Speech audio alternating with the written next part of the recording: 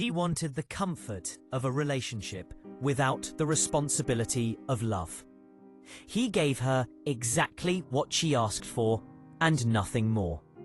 No favors, no emotional labor, no safety net. Just two roommates and a brutal awakening. By the time she realized what she'd lost, he had already moved on with someone better. Let's get into the story. My girlfriend said she wasn't in love with me anymore, but wanted to keep living together. So I became the perfect roommate and stopped doing everything for her until she realized what she lost and begged me to take her back. But I had already found someone better. I'm Jake, 28 male, and I've been with my girlfriend Belinda, 26 male, for 3 years. We moved in together about 18 months ago, after she lost her job at a marketing firm. I work as a software engineer at a tech company downtown, and I make decent money. Belinda has been doing freelance graphic design work since then, but it's pretty inconsistent income. Let me give you some background about our relationship. When we first started dating, Belinda was this incredibly independent woman. She had her own apartment, paid all her bills, and never asked me for anything. That's actually what attracted me to her initially.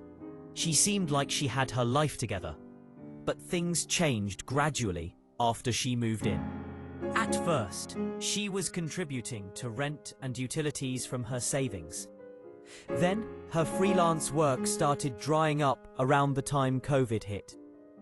I told her not to worry about it, and that I could cover everything until she got back on her feet. What I thought would be a temporary arrangement turned into something permanent. I started taking care of everything. I paid the rent, utilities, groceries, car insurance for both our cars, and even her phone bill. I added her to my family plan because it was cheaper than her individual plan. I handled all the household maintenance, fixed things when they broke, did most of the cleaning, and managed our social calendar.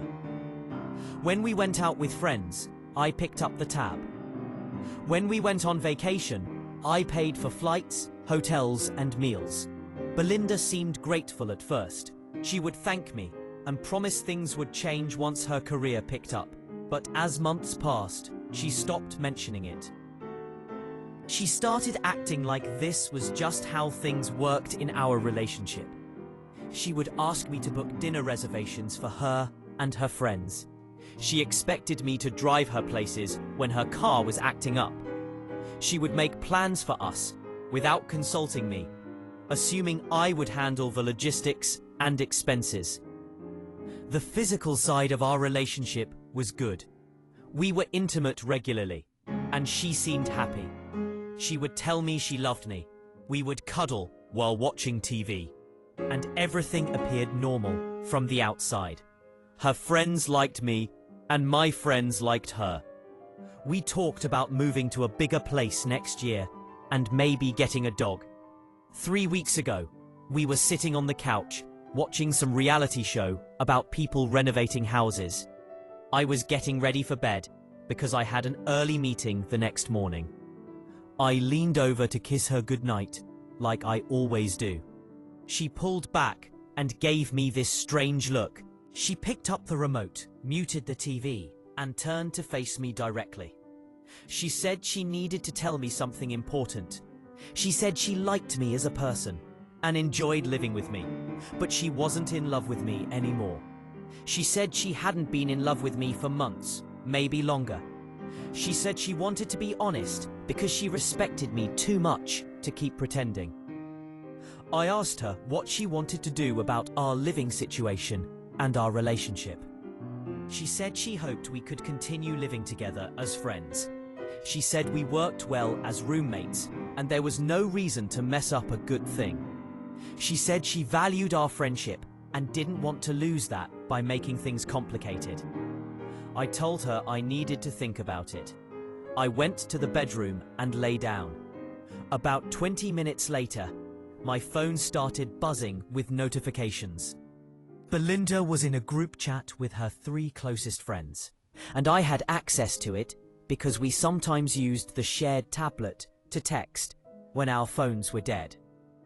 I could see she was telling them about our conversation.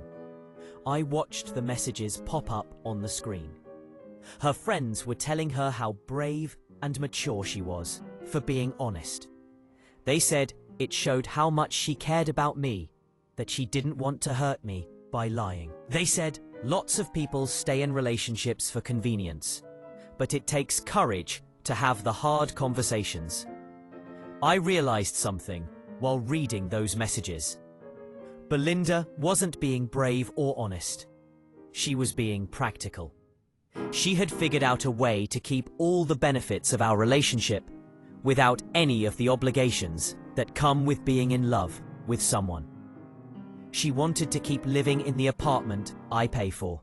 She wanted to keep the financial security I provide. She wanted to keep the emotional support and companionship. She just didn't want to feel guilty about not loving me back anymore.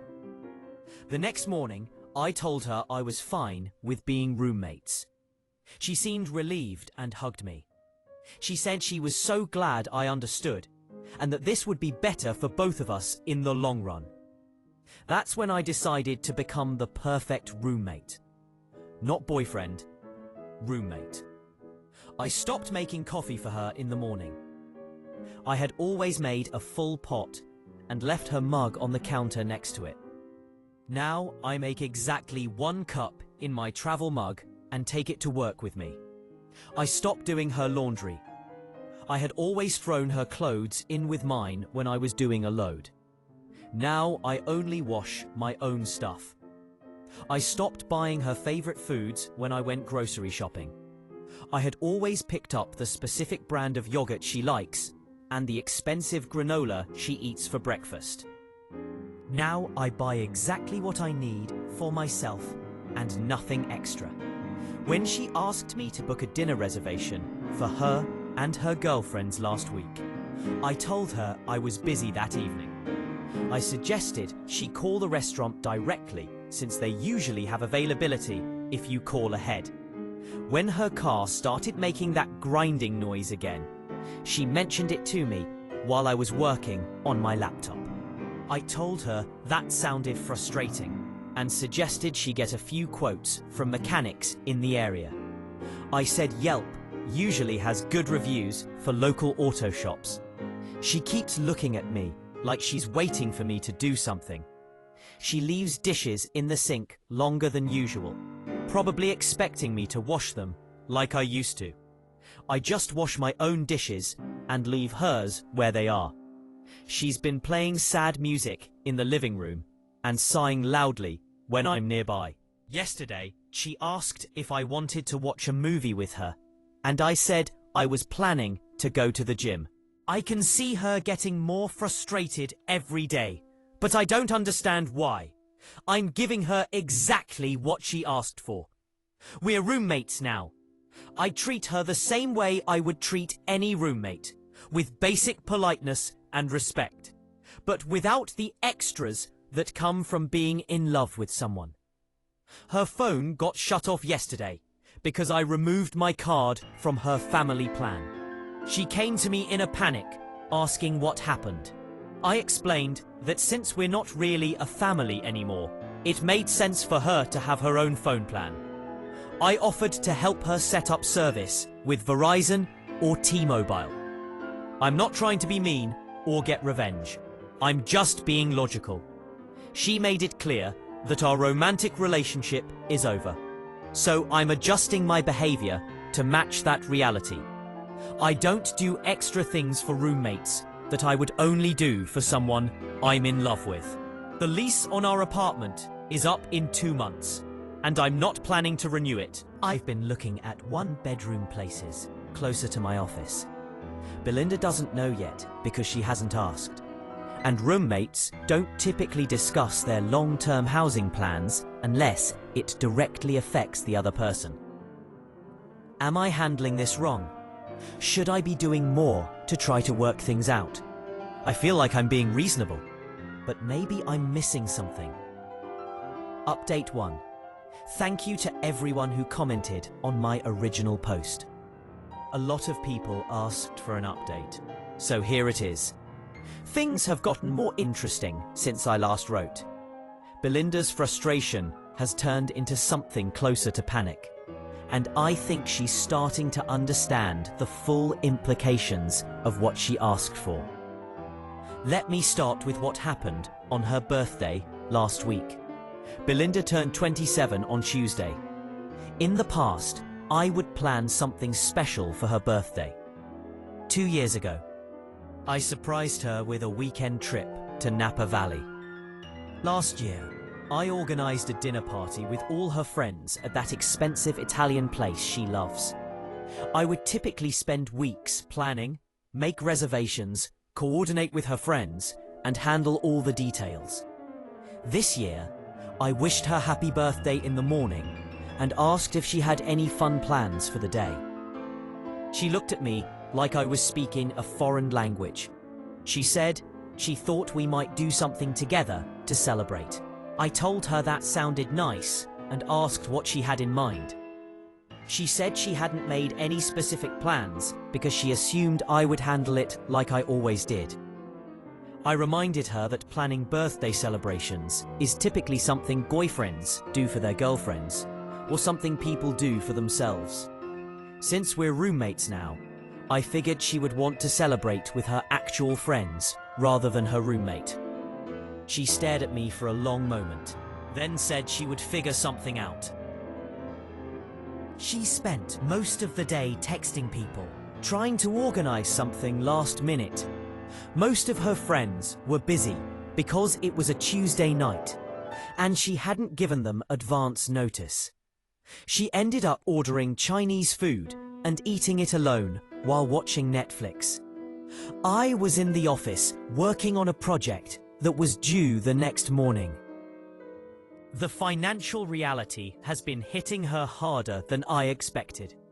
Besides the phone bill situation I mentioned before, there have been several other wake-up calls. Her car registration was due last month. I had always handled that for both of us because I'm organized about paperwork and deadlines. She didn't realize it was her responsibility now, until she got pulled over for expired tags. The ticket was $250, plus she had to pay late fees for the registration renewal. Our car insurance was up for renewal, and I removed her from my policy. She had to get her own insurance, which cost significantly more than the family discount rate she was getting on my plan. She called me at work asking why her insurance card wasn't working when she tried to show it to the police officer during the traffic stop. She's been asking me to drive her places because her car is still making noise and she's nervous about driving it. Last Saturday, she asked me to take her to Target because she needed to pick up some things and didn't trust her car for the 20-minute drive. I told her I had plans to go hiking with my friend Mike, but I could drop her off at Target on my way if she wanted. She asked how she was supposed to get home, and I suggested she could call an Uber or take the bus.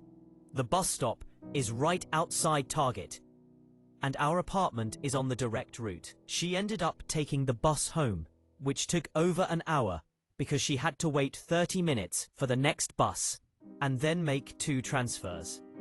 She was carrying heavy bags and looked exhausted when she got back. I think she's starting to realize how much I was handling behind the scenes. I used to take care of all the little things that make life easier. Now she has to figure out everything herself, and she's discovering that being an adult requires a lot more planning and money than she remembered. Her freelance work has picked up a little bit, but not enough to cover all her new expenses. She got a small project designing a logo for a local restaurant, which paid $800. But between her new phone bill, car insurance, the traffic ticket, and having to buy her own groceries, that money disappeared quickly. She's been eating a lot of pasta and canned soup lately, because those are some of the cheapest things she can find. I continue to buy my normal groceries, including fresh vegetables, good meat, and the organic stuff I like. I keep it all on my designated shelves in the refrigerator and pantry. Last weekend, she asked if she could borrow some of my food because she was running low on groceries and wouldn't get paid for her latest project until the following week. I told her she was welcome to anything in the shared sections, like salt, pepper, and basic condiments, but the rest was my personal food. She asked if I could spot her some money for groceries, and she would pay me back when her client paid her.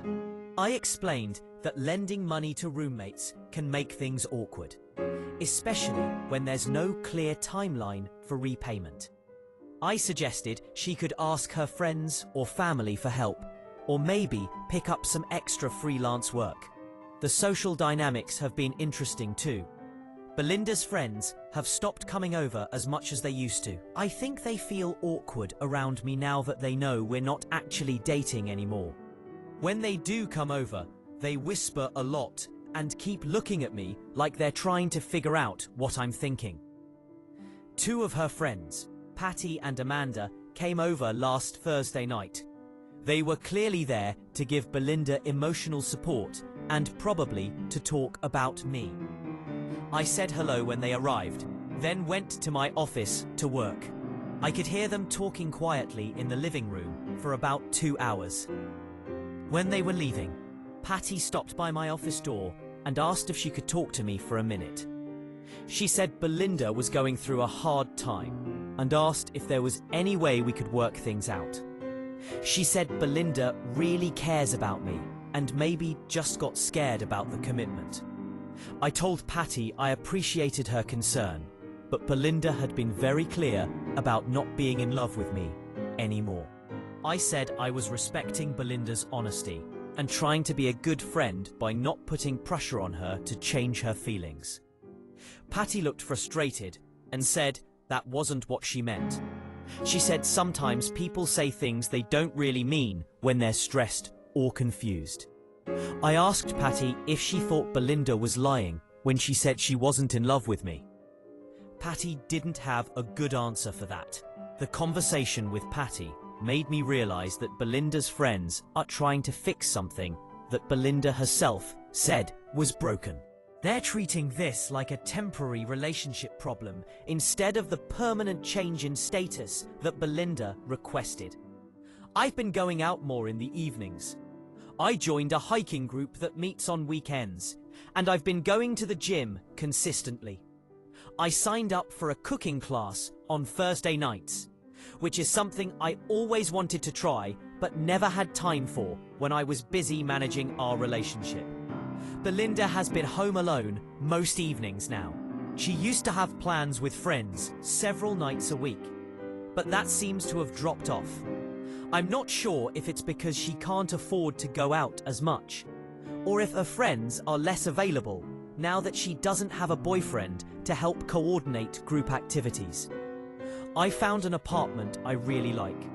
It's a one-bedroom place about 15 minutes closer to my office, with a great kitchen and a small balcony. The rent is actually less than what I'm paying now, because I won't be splitting a 2-bedroom. I haven't signed anything yet, because I want to give Belinda enough notice to figure out her own housing situation. She still hasn't asked me about the lease renewal, even though it's coming up in 6 weeks. I wonder if she's assuming I'll just handle it like I used to handle everything else. Update 2. The situation has escalated significantly since my last update. Belinda is starting to understand that this isn't a phase I'm going through, and her attempts to fix things have become more desperate. 3 weeks ago, she tried a different approach. She came home from having drinks with her friends and was wearing one of my old college t-shirts that she used to sleep in when we were dating. She sat on the edge of the bed while I was reading and started crying. She said she missed me and missed what we used to have together.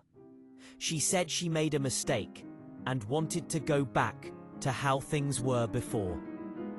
I put my book down and asked her what specifically she missed. She said she missed feeling close to someone and having someone who cared about her.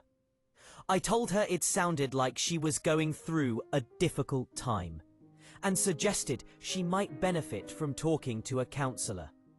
I said there are sliding scale therapy options if cost was a concern, or she could try some of the mental health apps but offer affordable counseling. She stared at me like I had slapped her. She asked if I was seriously recommending therapy instead of talking about our relationship. I said I wasn't qualified to help her work through her feelings about missing intimacy and emotional connection. A professional would be much better equipped to help her figure out what she really wanted. She got up and left the room without saying anything else. The next morning, she acted like the conversation never happened. But I could tell she was studying my behavior more carefully, like she was trying to find cracks in my roommate approach. The lease situation finally came to a head last week. Our landlord sent the renewal notice, and I left it on the kitchen counter for Belinda to see. She found it when she got home from a freelance meeting. She asked me if we were going to renew the lease. I told her I had decided not to renew, and that I had already signed a lease on a different place starting next month. She asked where that left her. I said she would need to decide whether she wanted to take over this lease by herself or find somewhere else to live. I offered to ask our landlord if he would be willing to remove my name from the lease if she wanted to stay. That's when she completely lost it. She started yelling that I was abandoning her and leaving her with no way to afford the rent on her own. She said I was being cruel and punishing her for being honest about her feelings. I stayed calm and reminded her that roommates don't typically sign long-term leases together unless they've specifically discussed it and agreed on terms. I said I had assumed she would want the freedom to make her own housing decisions as an independent adult. She said I knew she couldn't afford this place on her own, and that I was deliberately putting her in an impossible situation. I pointed out that she had never asked me about my plans for the lease renewal, even though she had 6 weeks to bring it up. I said if she had asked, we could have had this conversation much earlier, and she would have had more time to explore her options. She demanded to know why I was doing this to her. She said I was being vindictive and trying to hurt her because she didn't love me the way I wanted her to. I told her I wasn't trying to hurt anyone. I said she had made it clear that she wanted to be friends instead of romantic partners, and I was trying to respect that by not making assumptions about our future living arrangements. She asked what she was supposed to do now. I suggested she could look for roommates or maybe move back in with her parents temporarily while she figured things out. I said her friend Patty had mentioned that she was looking for someone to split rent on a 2-bedroom apartment. She said moving back in with her parents would be humiliating, and that Patty's apartment was in a bad neighborhood she didn't want to live in. I said those were definitely challenging options, but that I was confident she would figure something out. I reminded her that she had been living independently before we moved in together, so she had experience managing her own housing. She said that was different because she had a steady job then, and that I knew her financial situation was more complicated now. I agreed that her financial situation was more challenging, but said that was exactly why it made sense for her to have more control over her living expenses instead of depending on someone else to make those decisions for her. The conversation ended with her storming out of the apartment. She came back several hours later and didn't speak to me for 3 days. During those 3 days, I could hear her on the phone constantly, presumably trying to figure out her living situation. She had several long conversations with her parents, which sounded tense based on the tone of her voice coming from her bedroom.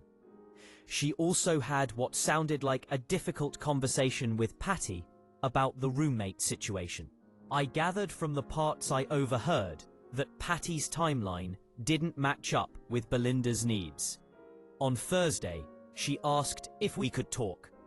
She had clearly been crying, and she looked exhausted.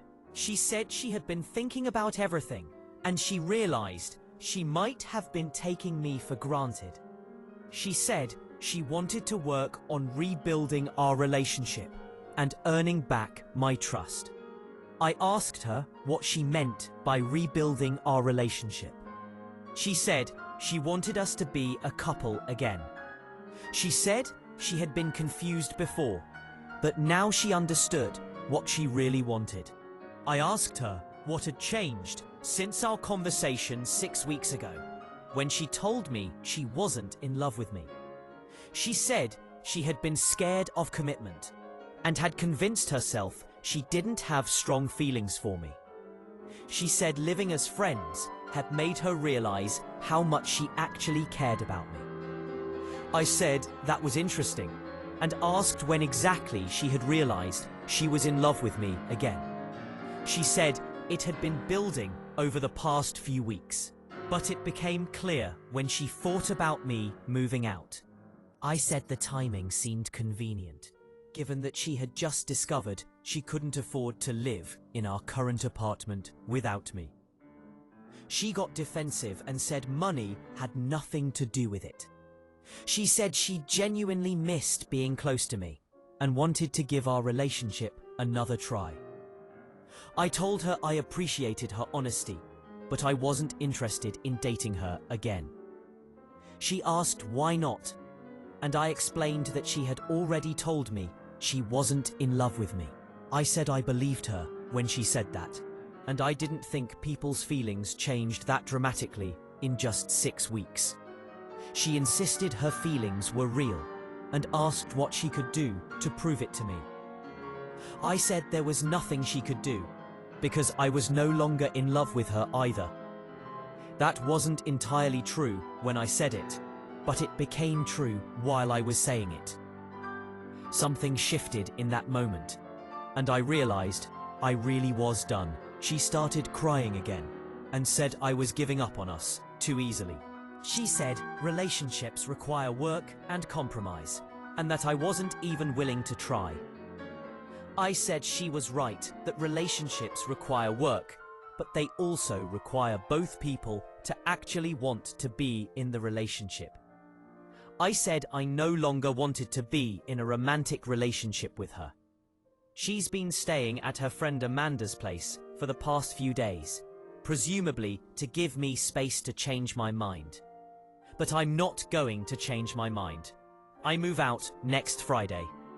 I've already started packing, and I hired movers to handle the furniture. Belinda can keep anything she wants that we bought together. I just want to take my personal belongings and start fresh. Update 3. I moved out 2 weeks ago and wanted to give everyone a final update on how things ended. Belinda came back to the apartment the day before I was scheduled to move. She had been staying with Amanda for almost a week, and I think she expected to come home to find me still there, surrounded by unpacked boxes, maybe having second thoughts about leaving. Instead, she found most of my stuff already in boxes, and the movers scheduled to arrive the next morning. She asked if I was really going through with it. I said yes, I was moving out as planned. She said she had been talking to Amanda and Patty about everything and they thought we should try couples counseling before making any permanent decisions. I told her I wasn't interested in couples counseling because I didn't consider us a couple anymore. She said she understood I was hurt, but that walking away wasn't the solution. She said we had built something good together and it was worth fighting for. I asked her what specifically we had built together that was worth fighting for. She mentioned our shared friend group, our comfortable routine, and how well we worked as a team when we weren't dealing with relationship drama. I pointed out that those things described a good roommate situation, not a romantic relationship. She got frustrated and said I was being deliberately difficult. She said she knew I still had feelings for her and that I was just being stubborn. I asked her what made her think I still had feelings for her.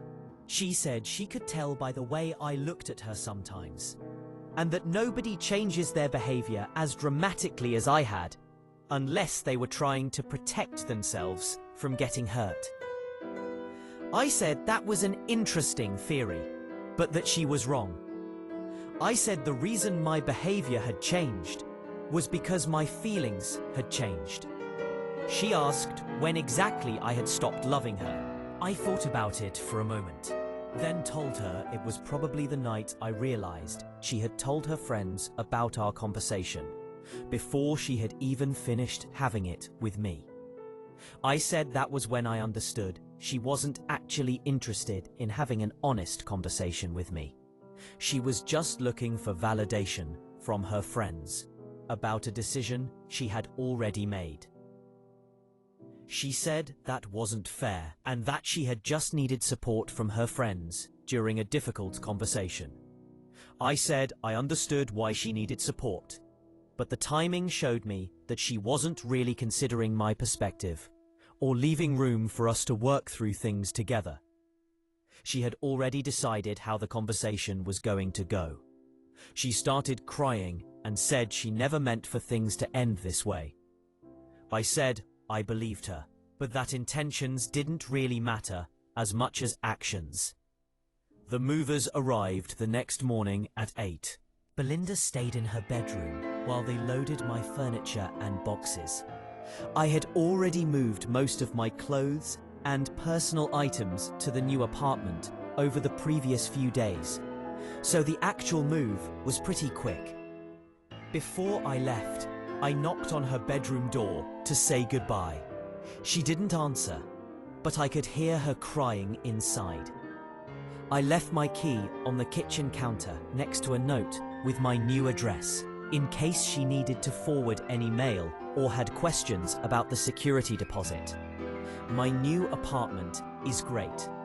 It's smaller than the place I shared with Belinda, but everything in it belongs to me and reflects my actual preferences instead of compromises we made as a couple.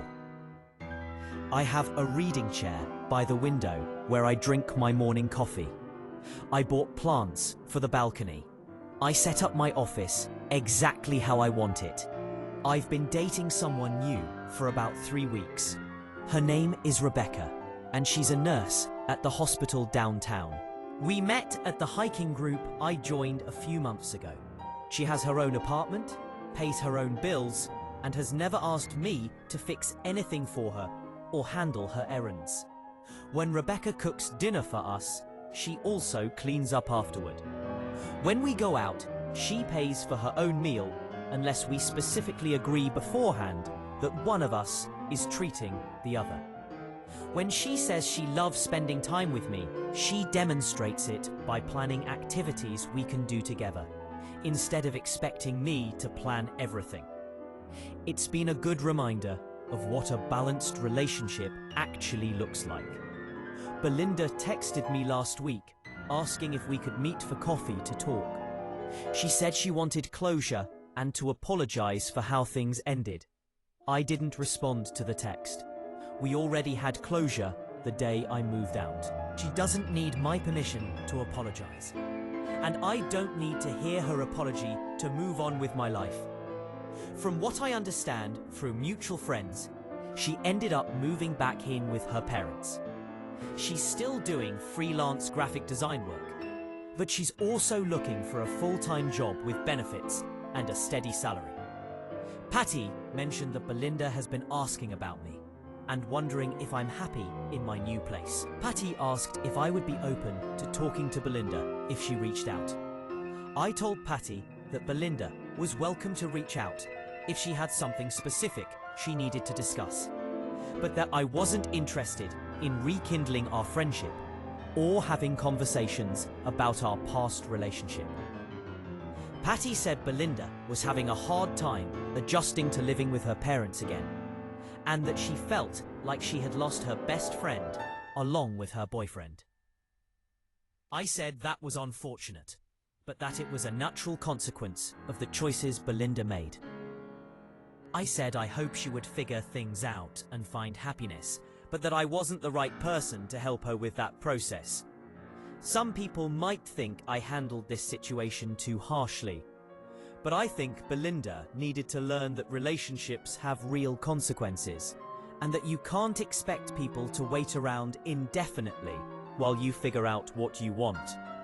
She told me she wasn't in love with me, so I stopped acting like someone who was in love with her. She wanted the benefits of having a devoted boyfriend, without the obligation of being a devoted girlfriend. When I stopped providing those benefits, she realized what she was giving up. But by then, I had realized what I was giving up too. I was giving up my time, energy, and money to someone who didn't appreciate any of it enough to love me back. I was settling for a relationship where I cared more than she did, and where I was responsible for making everything work, while she just enjoyed the results. I'm not angry with Belinda anymore. I think she's a decent person who made some selfish choices without fully thinking through the implications. But I also don't miss her or wish things had worked out differently. I'm much happier now with someone who actually wants to be with me, rather than someone who just likes the lifestyle I can provide. Now let's move to the next story. Story 2. My stepbrother stole my girlfriend and got me kicked out by framing me for theft. Years later, they begged me to save her from prison after she stole $75,000. I, 25 male, never imagined I would end up sharing my story on Reddit, but the events of the past few years have left me with no choice.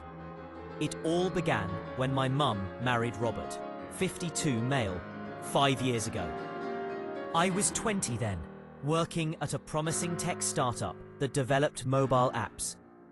I had a girlfriend, Sarah, 19F, whom I met during my first year of college.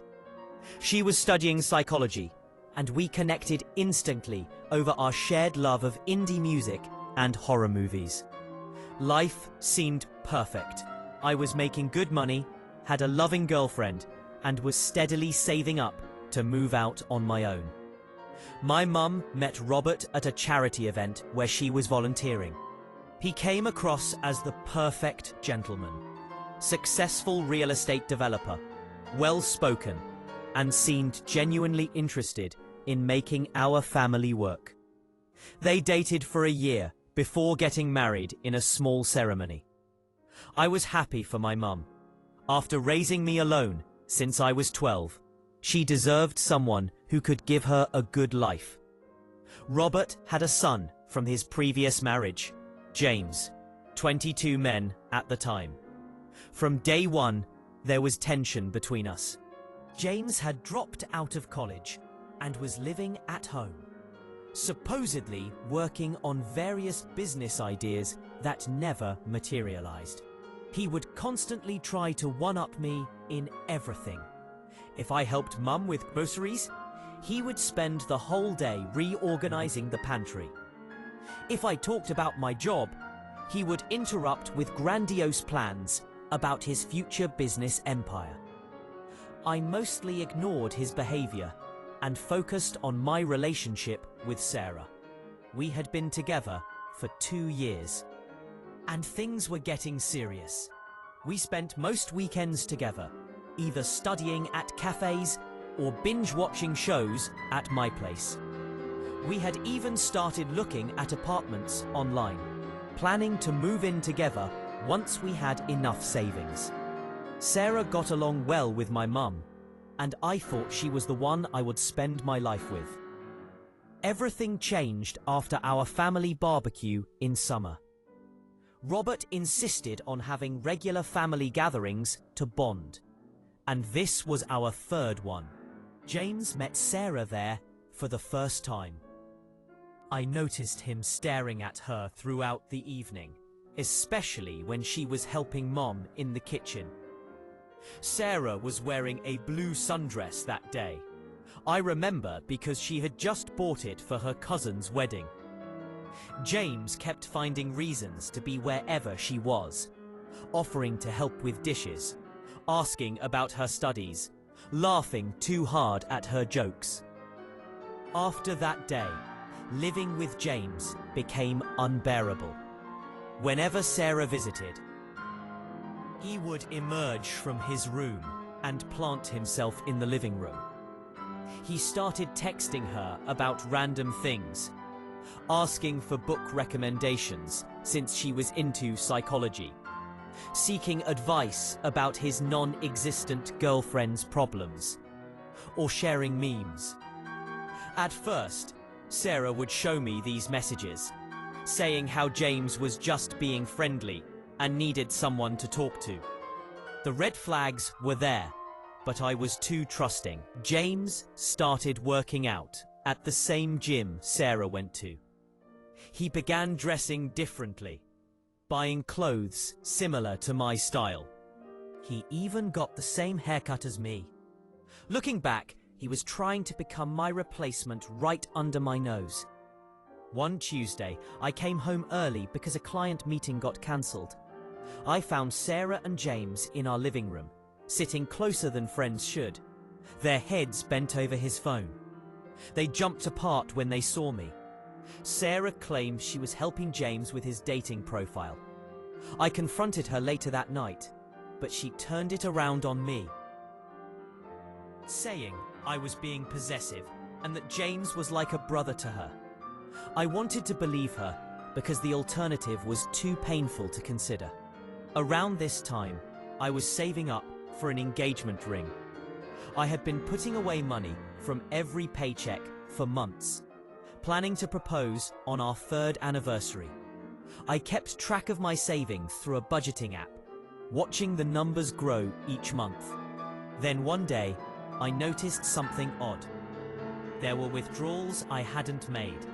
At first, I thought it was a bank error, but when I checked the transaction history, I found multiple withdrawals over the past 2 months, always on days when I was at work and James was home alone. The total amount missing was $15,000. My entire savings for the ring and our future apartment. I was devastated. When I confronted James, he didn't even try to deny it at first. He just smirked and asked me to prove it was him.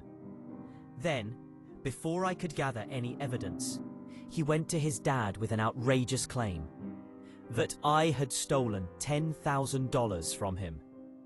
James spun an elaborate story about how he'd been saving money from odd jobs and online trading to start his own business. He claimed he kept the cash in his room because he didn't trust banks.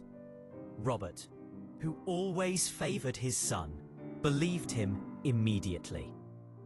The situation got worse when James produced bank statements showing transfers from his account to mine. They looked real enough to convince Robert and, to my shock, even my mum. The final blow came when Sarah broke up with me through a text message. She wrote that she couldn't believe I would steal from my own family, that she had seen signs of my greed before but had ignored them. A week later, I was walking to the parking lot after work when I saw them at the cafe across the street. Sarah was wearing the promise ring I had given her on our second anniversary. But she was holding James's hand, laughing at something he was saying. They kissed, and my whole world shattered. Everything made sense. The texting, the gym, the friendly chats. They had been seeing each other behind my back for months. That evening, Robert confronted me in front of everyone. He demanded I return James's money or he would call the police. I tried showing him my bank records, proving that money had been stolen from me first, but he wouldn't listen. My own mother, who had raised me to be honest, now looked at me with doubt in her eyes. Robert gave me 24 hours to return the money or move out. I packed my things that night while my mum cried in her room.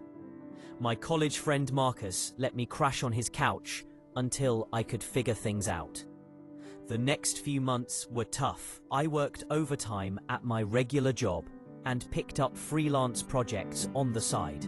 I cut off all contact with my family and blocked Sarah on everything. The betrayal was too deep to even consider maintaining any relationships. Looking back now, losing everything became the motivation I needed. I channeled all my anger and pain into work. Within a year, I had saved enough to start my own software development company. We specialize in security applications. Ironic, given how my trust was betrayed.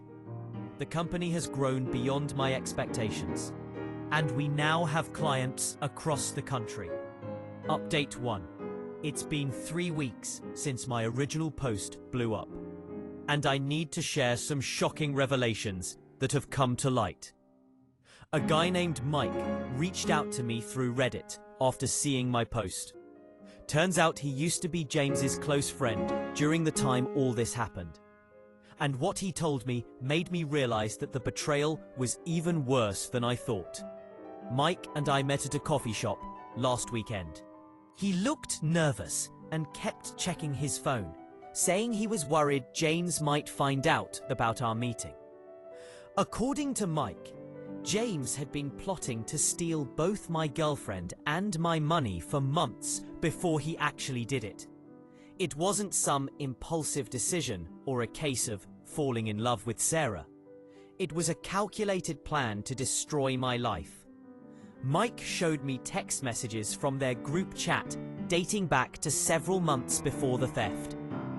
James would brag about how he was going to take everything from me, saying things like I didn't deserve what I had. He was jealous of my job, my savings, and especially my relationship with Sarah. There were messages where he outlined a strategy to get close to her, describing how he would play the role of a caring friend while slowly poisoning her mind against me. The manipulation was elaborate. James created a whole narrative about me that he fed to Sarah. He told her I was talking badly about her to my co-workers, claiming he overheard me making fun of her career choices and saying she wasn't smart enough for me. He invented stories about me having a gambling problem, showing Sarah fake betting slips he had created. He even went as far as making up stories about me pressuring other girls at work for dates. But it gets worse. The bank statements James used to frame me, Mike admitted he helped create them using Photoshop. He worked at a print shop at the time and had access to high-quality scanning and printing equipment. They spent hours making sure the documents looked authentic, even using paper from the same bank. Mike says he feels guilty about his role in everything and offered to come clean to my family, but I told him not to bother. I've moved on and built a better life for myself. Mike also revealed something that made my blood boil. James had been secretly recording our conversations for months. He would start arguments with me when no one else was around, deliberately provoking me. then edit the recordings to make it sound like I was admitting to stealing from him. He had dozens of these manipulated audio clips ready to use if I ever tried to defend myself. The most painful revelation was about Sarah's role in all this. She wasn't just an innocent victim of James's manipulation.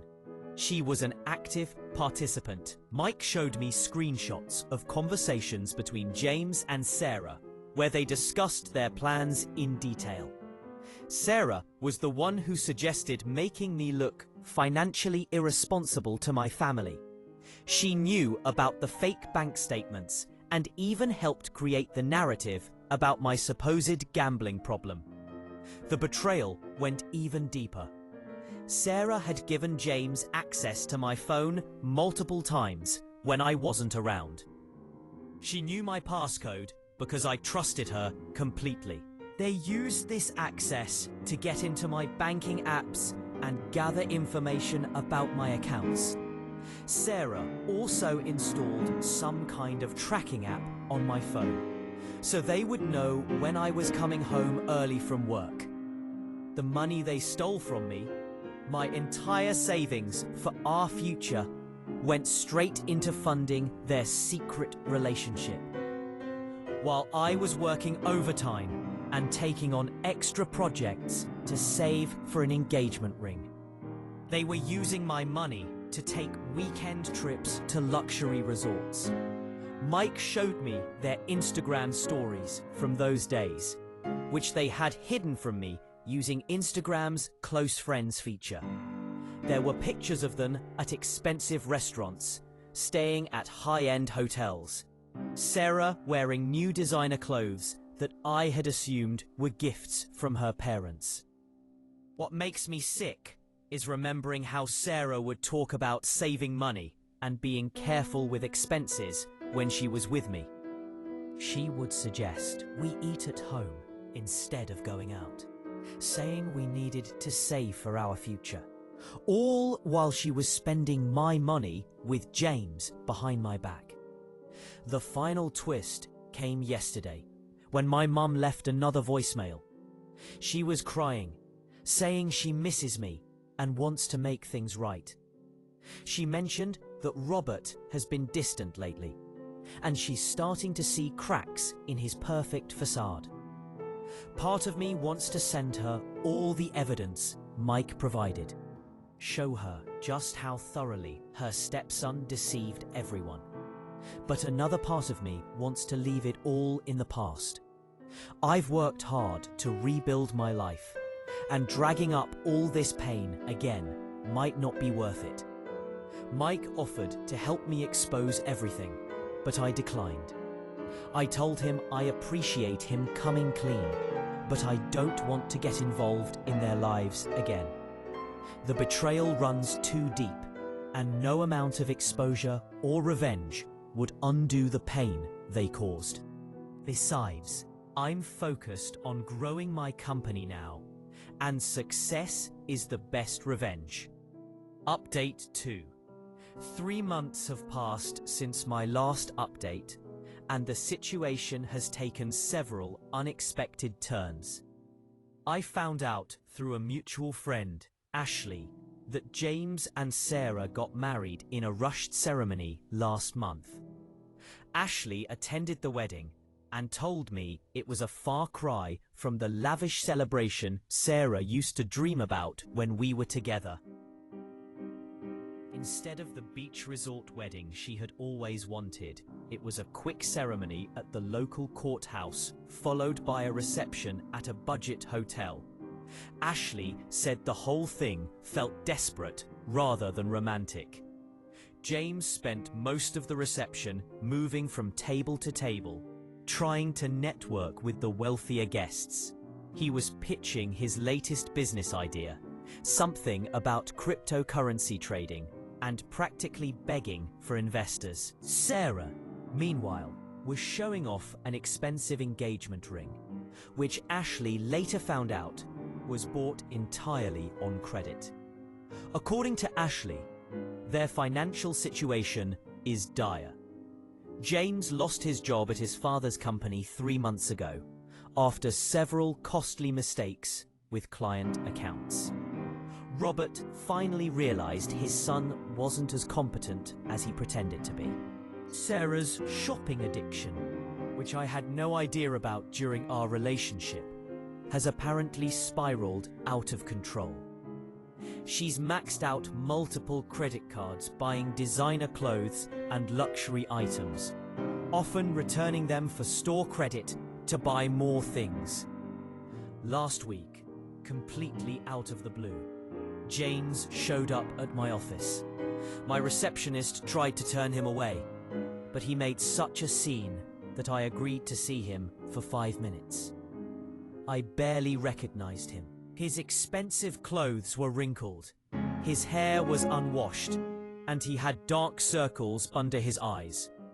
He looked nothing like the arrogant, polished guy who had stolen my life 5 years ago. James broke down as soon as he sat down. Between sobs, he confirmed everything Mike had told me was true. He admitted to planning the whole thing with Sarah, stealing my money, and deliberately destroying my relationship with my family. But that wasn't why he came to see me. The real reason for his visit was even more shocking. Sarah has apparently developed a serious gambling addiction that started right after their wedding. She began small, playing poker on her phone, but it escalated quickly to online casinos and sports betting. To fund her addiction, she started stealing money from the accounting firm where she works. She would manipulate the books, diverting client payments to her personal accounts.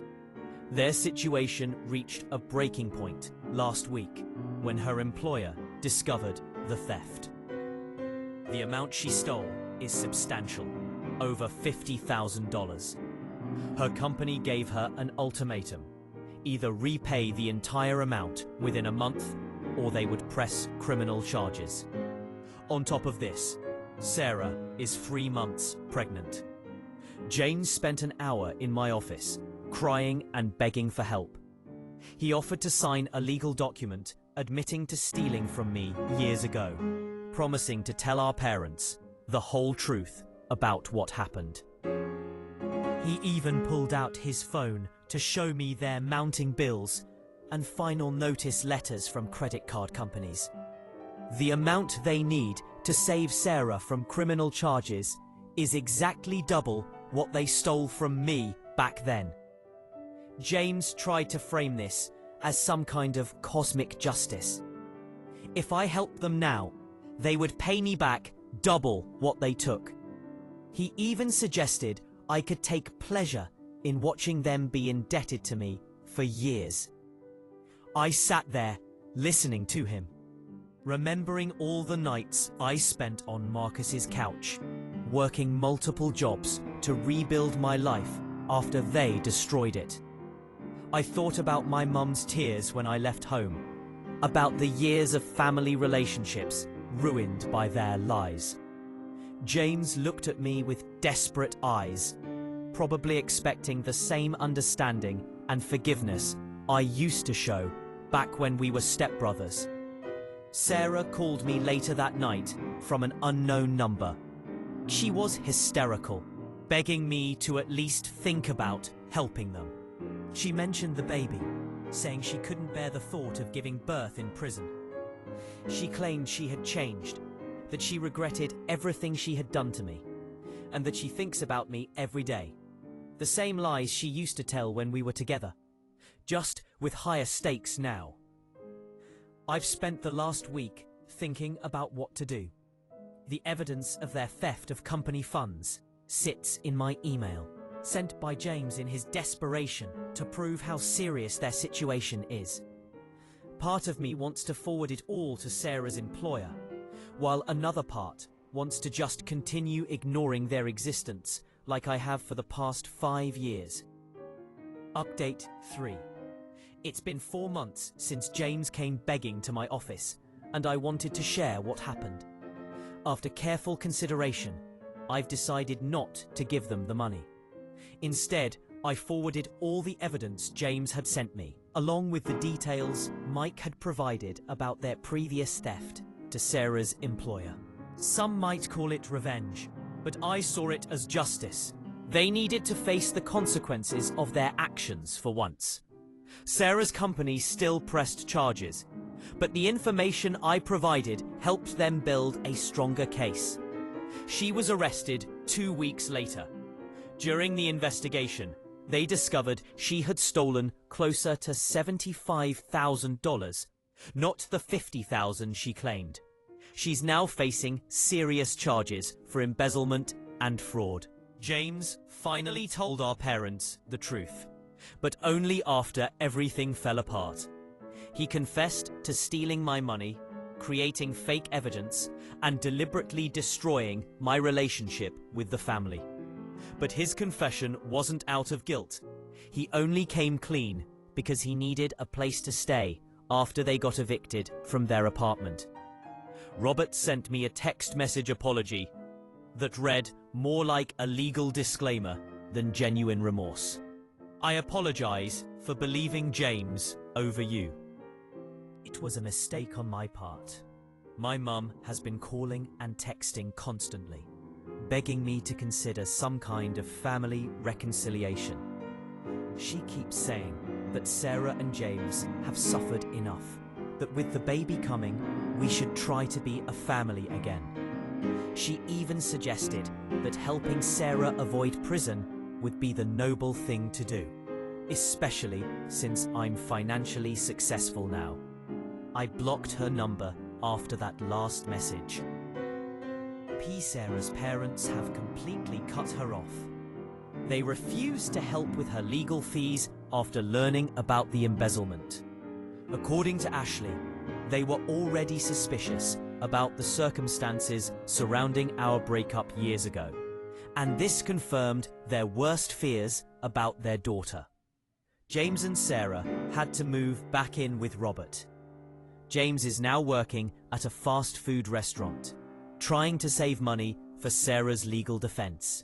Sarah is under house arrest while awaiting her court date, wearing an ankle monitor and prohibited from accessing any devices with internet capabilities due to her gambling addiction. My mum showed up at my office last week, crying about how Sarah is struggling with her pregnancy while under house arrest. She tried to guilt-trip me by saying that my future niece or nephew shouldn't have to be born with their mother in prison. I had security escort her out. Robert attempted to reach out through my company's business email, suggesting we could handle things privately if I withdrew my statement to Sarah's employer. I had my lawyer send him a cease and desist letter. Some of my relatives have been posting on social media about how I'm being cruel and unforgiving, but they don't know the whole story. As for me, my company has expanded to 3 new cities in the past year. I recently got engaged to Emma, who I met at a tech conference 2 years ago. She knows my whole story and understands why I keep my distance from my family. We're planning a destination wedding next spring, and no, my family won't be receiving invitations. Some people might think I'm being harsh and not helping them, especially with a baby involved. But I believe they're finally facing the consequences of their own choices. Their current situation isn't my responsibility, and pregnancy isn't a get-out-of-jail-free card for fraud. I've blocked everyone except my mum, though I rarely respond to her messages. She still sends emotional texts about family forgiveness and second chances, but I've learned that sometimes the best response is no response at all. The company is thriving, I'm happily engaged, and I've found that success truly is the best revenge.